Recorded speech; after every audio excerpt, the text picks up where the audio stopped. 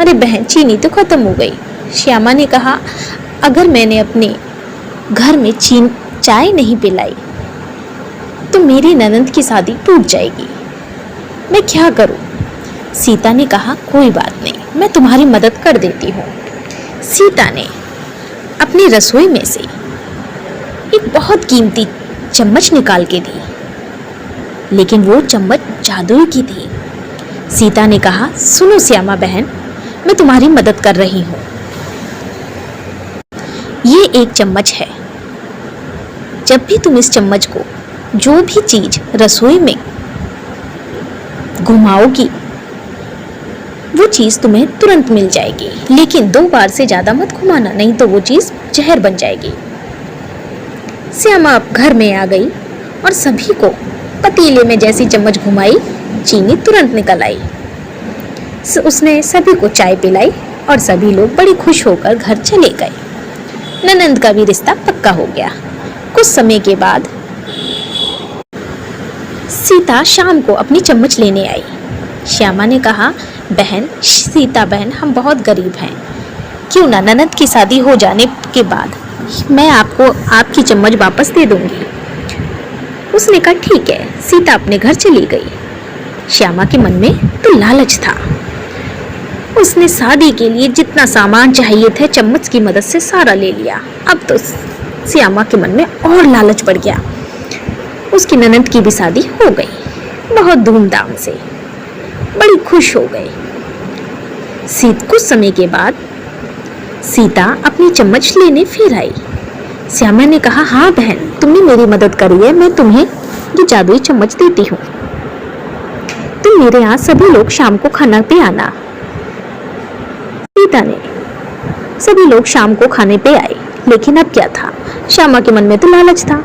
उसने पतीले में चम्मच घुमाई, लेकिन 2 बार से उसने 4 बार घुमा दी और सारा खाना जहर बन गया। अब सीता तो आखिर सीता थी भोली भाली। उसने खाना खाया और वो अपने घर चली गई। थोड़ी देर के बाद वो और उसका परिवार मर गया। धीरे धीरे समय बीत गया, बहुत समय बीत गया। श्यामा और अमीर बन गई। श्यामा के घर में अब नौकर रहने लगे। अब क्या था, श्यामा के तो ठाट बाट हो गए थे। श्यामा तो अब कोई काम करती ही नहीं थी, सारे काम उसके नौकर करते थे। एक बार श्यामा बहुत बीमार हो गई। श्यामा ने कहा, श्यामा को बिस्तर पे पड़े पड़े काफी दिन हो गए थे। एक बार श्यामा का मन चाय पीने का करा। उसने अपनी नौकरानी से कहा, सुनो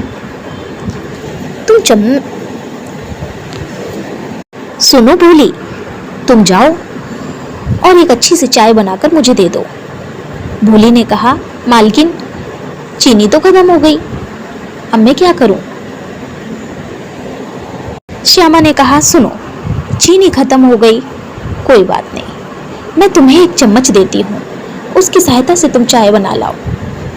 भोली ने कहा, चम्मच से चाय कैसे बनेगी? उसने कहा, सुनो, मैं तुम्हें एक जादुई चम्मच दे रही हूँ, तुम इसे पतीले में 2 बार घुमाना, 3 बार या 4 बार मत घुमाना, नहीं तो ये चाय जहर बन जाएगी। अब क्या था, भोली गई और उसने चाय बनानी शुरू की।